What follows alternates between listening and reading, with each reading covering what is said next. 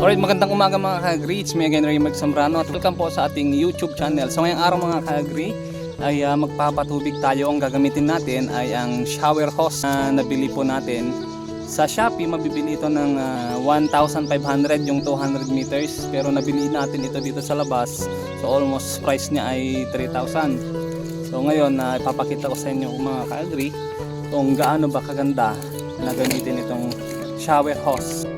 So bale ito yung papatubigan natin mga ka-agri. So gagamit tayo ng shower hose. So paano ba gamitin tong shower hose na to?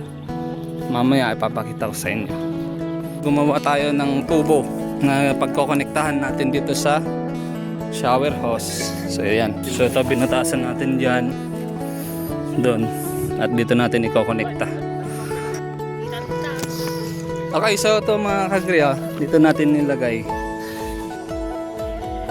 So ito na mga ka-agri, so ready na at nakakon na natin, plaster na natin. So papatubig tayo.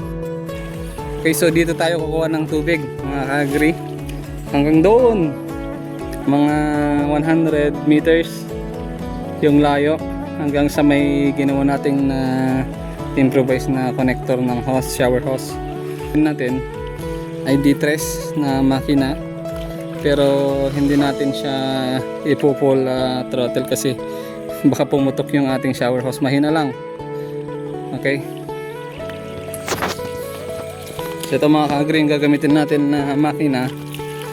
Yan, pag D-tres yung gagamitin nyo, dapat mahina lang yung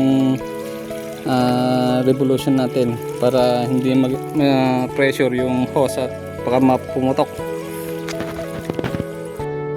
So ayan na mga ka-agri,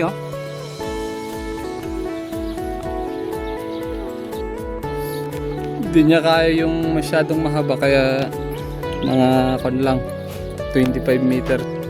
Tingnan natin kung kakayanin na niya. So ayan na mga ka-agri yung ating shower hose. So napakaganda, malawak yung kanyang kayang sakupin.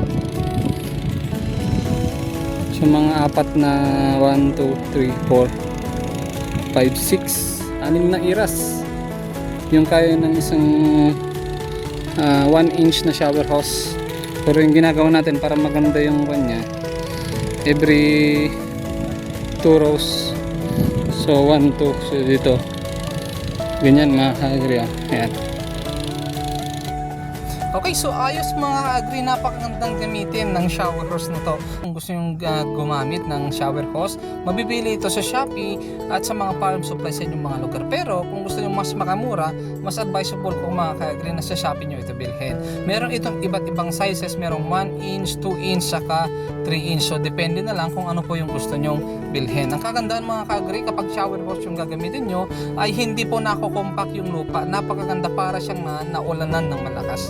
Okay, so yun lamang mga ka-agri. Sana nakapagbigay na naman ako ng tips, ideas kung paano po ba natin papatubigan ang ating mga gulayan or mga pananging sa ating pong mga sakahan. Hanggang sa muli mga ka-agri, maraming salamat.